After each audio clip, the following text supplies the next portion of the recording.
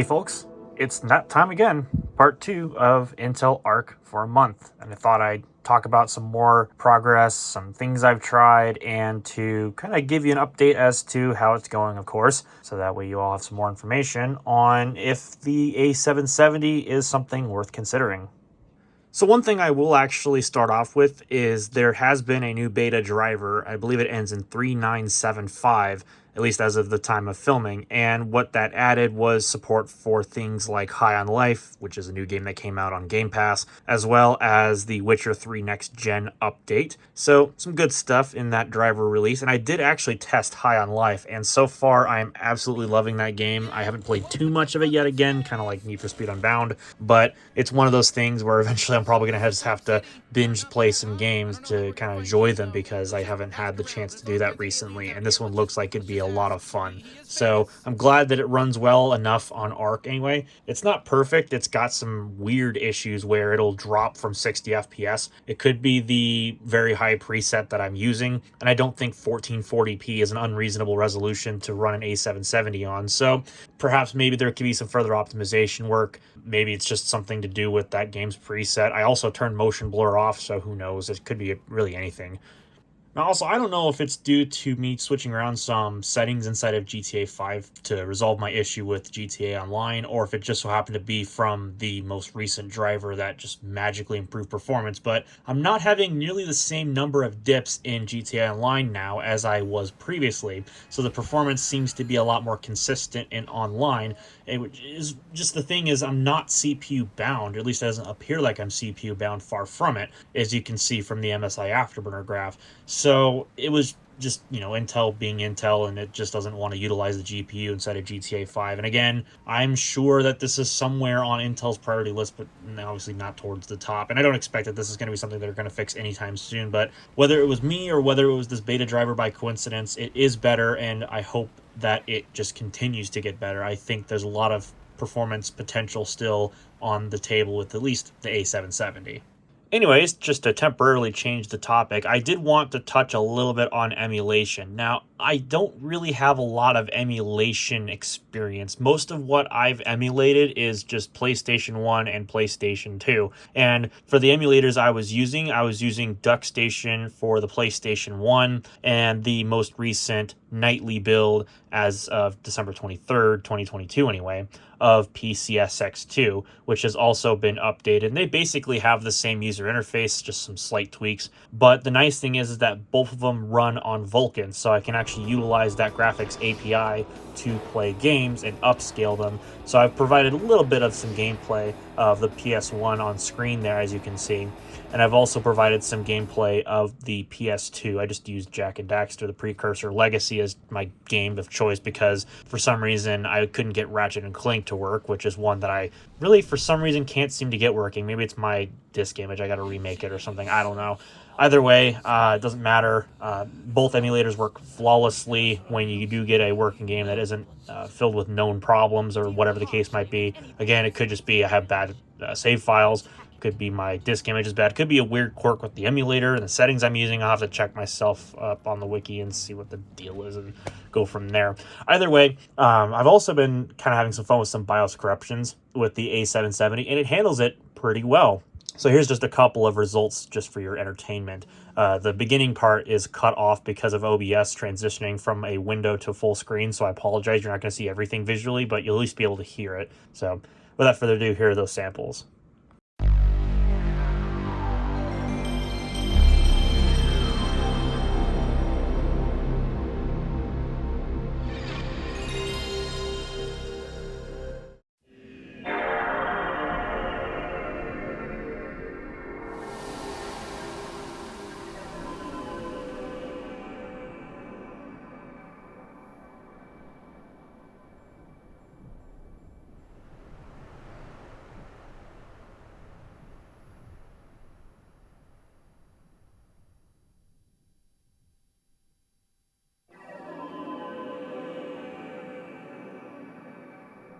So yeah, that's pretty much all I have to say about the emulation aspect. I don't use other emulators currently. Like, for example, I don't use Dolphin, which I do know has a newer API. They don't use DX9 anymore. That's been a long time since they've used DX9, to my knowledge anyway.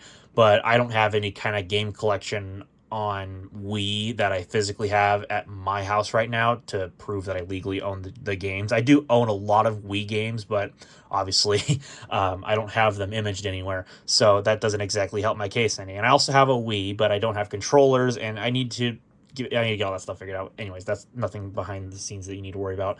But I do want to try that at some point with an Intel Arc card, if it isn't the A770 that I use for that purpose. But there are some other emulators out there I've not actually tried myself, and I know for a fact that there might be some that either work perfectly or have issues working on the Arc, so maybe you can put your experience down below as to how that's going. So if others ask about it, then perhaps maybe there'll be someone down there who is voiced in and will let other people know about their experience with it. Of course, it is individualistic in nature, but at least from my experience thus far, it seems to be pretty smooth going with the Arc, as long as the emulator itself uses a modern API like DX12 or Vulkan, or perhaps maybe if you're lucky with DX11, it might work just fine.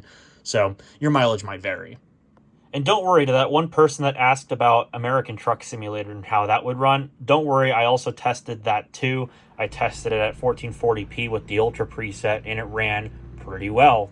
Really not much to complain about, other than maybe there was some weird frame rate swinging problems when I was out on the interstate making a delivery in-game. But otherwise, it ran very well and nothing to really complain about. You can easily play this game at 1440p, maybe even 4K if you cap the frame rate to 60 FPS. You should have an excellent time. And one thing I was kind of curious about was to see how well older games, or, well, really games on older APIs, I should be more specific, would run. So I tried out the original BioShock, because that was a DirectX 10 game, and it actually shows that up in MSI Afterburner, so you know I'm not BSing you, I'm not playing the remaster, I'm actually playing the original 2007 version of the game that was on PC. And that seemed to run pretty well at the maximum settings. I had to record in 1080p because the game is old and has some weird issues with window switching, so the recording is a little soft, but the actual game at 1440p has no problems hitting the VSync limit of 144 FPS on my monitor. I didn't bother benchmarking this because this game is super easy to run these days. There should be no reason why the Arc can't handle it, and of course that's definitely true here. Now, unfortunately, there is a DirectX 9 game that still has problems running on the A770, and that is A Hat in Time. Although, to be fair, it also has problems running on AMD hardware still, because the game was primarily a switch port to the PC, which means that it favors NVIDIA cards out the wazoo. So any kind of NVIDIA card is going to basically outperform its AMD equivalent, or in this case, Intel equivalent at this rate. So yeah, at 1440p with the very high quality setting in the game and allowing it to hit 144 FPS if it wanted to, it tried, but it didn't get anywhere near the kind of level of performance that an NVIDIA equivalent would have gotten. So that's kind of a shame.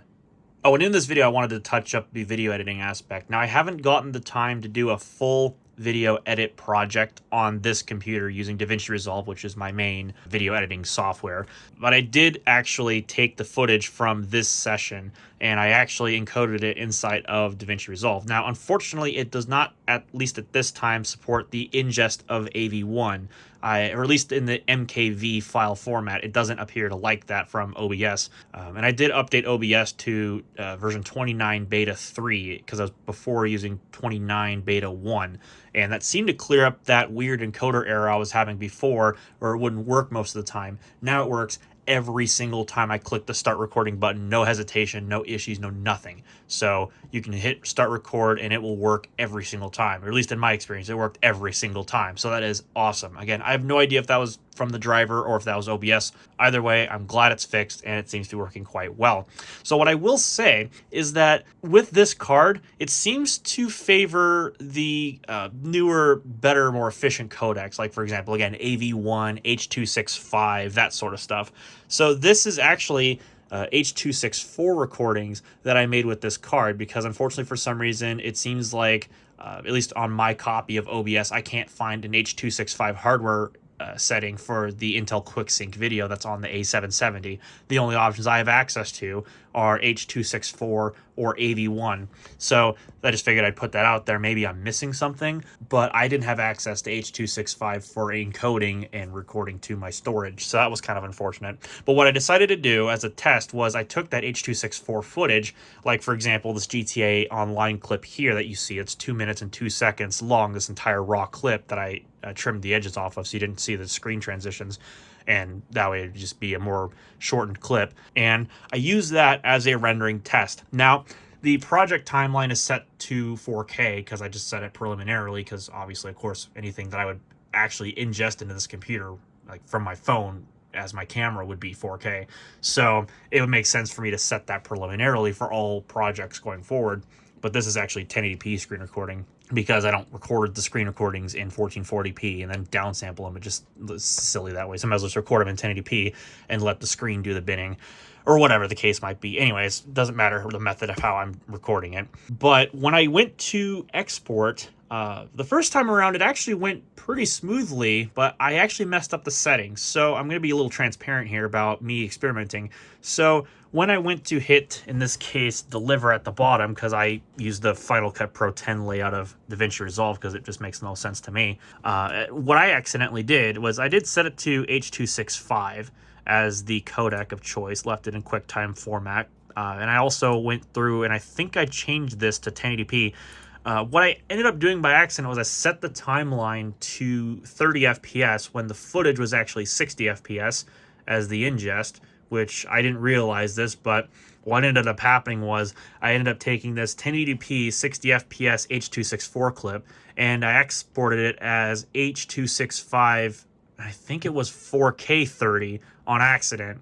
And funnily enough, it actually rendered that clip at about 2.16 times real speed, which in that case would have been 30 FPS. So obviously it was going well above its weight as far as the encoder is concerned to encode the video because it was working at half the frame rate. So it got double the output frame rate. So whoopsie daisies, I didn't realize that until after the video was done exporting and I looked it all up and I was like, oh crap, I did this all wrong. So I went back and I actually did it again. And a more accurate expectation of the video encoding performance with the A770, or at least with DaVinci Resolve with this current driver, is for 1080p 60 FPS H.264 to H.265 compression as an export through this program, at least with version 18.1.2. Do expect that you're going to get pretty much real-time performance, which is going to be in this case around 60 or so FPS. It is going to be faster than 60, but by a very, very slim margin. What I was getting was roughly around about 1.08 to 1.1 times the speed of real time, which is slightly faster than 60 FPS on a 60 FPS export at 1080p. So your mileage might vary, at least in my case, that's the kind of result that I was getting. It could definitely be worse. It could be better. Maybe I need to tweak my settings inside of the software again to better optimize it. Maybe I could use smaller clips because I recorded at quite a high quality, so that way I wouldn't lose so much in compression. But that's just what I've experienced. So yeah, your mileage might vary based on your CPU. Obviously, if you have an Intel processor with an iGPU from anything that supports PCI Express Gen 4 and later, so 11th gen through 13th gen currently, you might have a better experience than I do. And that's only to be expected because I'm using an AMD Ryzen in my main PC, which obviously doesn't support Intel QuickSync natively. So usually I rely on the AMD video encoder, but I don't encode videos normally on my PC. I usually use my Mac Studio, which hides behind there. So it usually uses its own H.265 decoders, and it does a phenomenal job, usually exporting my videos at 4 times real speed or real time. So that thing just basically crunches through video. But then again, I exported 30 FPS, so you know, if I do 60 FPS, it might be double the speed of real time, hypothetically anyway. So again, your mileage might vary once more because again, you're going to have different hardware than I do, so you might have a better experience. Obviously, the drivers are going to be better. Perhaps maybe the optimization of DaVinci Resolve might be better in this case. I know some people were asking about Adobe. I don't use Adobe because I refuse to pay for their software subscription bullshit. It's just not worth it to me. So I use what's actually good. In this case, DaVinci Resolve is free for this particular tier. It's not Resolve Studio. and it gets the job done, and it does it very well, and I have basically no complaints. And well, I don't have any complaints with the Arc A770. It does a phenomenal job with the editing, and I don't even really need to proxy the clips, or at least with my Ryzen 9 5900X, I don't have to proxy the clips. So it does an excellent job at decoding at least H.264 and probably even H.265 as well. It seems to do a pretty good job. So if you're looking for a pretty decent video workstation card, well, actually, the Arc does a surprisingly good job, so I wouldn't have any hesitation to recommend it if you want something for rendering or encoding H.264, H.265, and in the future, AV1. I mean, I'm just going to put it out there right now. It seems like Intel's got that part nailed down. Oh, and before I get off the video editing topic, I'm going to actually probably try to edit this video on the PC, so that way we can actually put the Arc to the test for editing a video. I think I'll actually do that this time around because I want to see how well it goes. But I digress. That's besides the point. That pretty much wraps up this video, what I've got to talk about. I don't have too much in the way of things. It's been pretty quiet, mostly just because I've been doing things at work that obviously I can't use my personal PC at work. I did try Portal RTX. It ran like garbage because, well, it's not an NVIDIA card. So that was hilarious to try to play with. But other than that, really, I don't have anything to report on for the remainder of this video. So there's no sense me going through and re-rambling about the same set of stuff that I talked about in part 1. You can go and watch that video if you want to know what I talked about. And at this point, I would say it's pretty much smooth sailing still. I do miss some of the software features that I had on my Radeon, but it's not a deal breaker. I can keep on going. I can keep on trucking with the A770. It's actually been a pretty fun and experiment of time to see what runs and what doesn't, and to submit my feedback where necessary. And truly, I couldn't have asked for a better month of December to try some new hardware. Like, truly, it's been actually quite interesting to play around with the Arc A770, and it's just been getting better every single driver update. So really not much to complain about at this point, as long as Intel can figure out everything else going into the new year.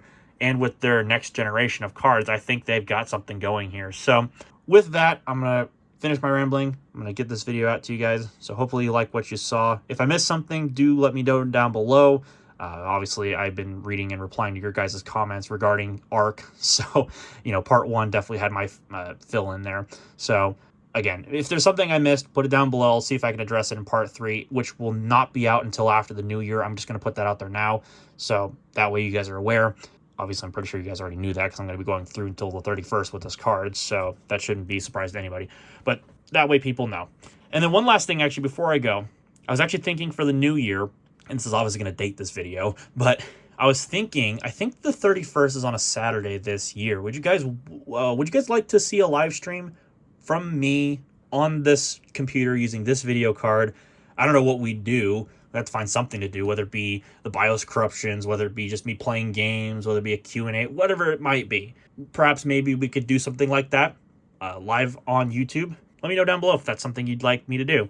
And I think it's on a Saturday, so that should work out in my schedule. Worst case, we do it on the 1st. I don't know. Maybe sooner. But I'd like to do a live stream to you guys, whether it be late night, midday, whatever the case might be. Put something together, try this card out, see if it crashes, and see if I can hold a live stream for at least a couple of hours and try to have a good time. So let me know if that's something you would like to partake in down below. And with that, I'm going to go ahead and get out of here. I've finished rambling. So if you like what you saw, well, then you know what to press. If you didn't like it so much, well, then you also know what to press. Get subscribed down below. It's somewhere down there. I don't upload rather frequently, so it's probably best to do that. And with that, I'm going to get out of here, and I will see you all in the not too distant future.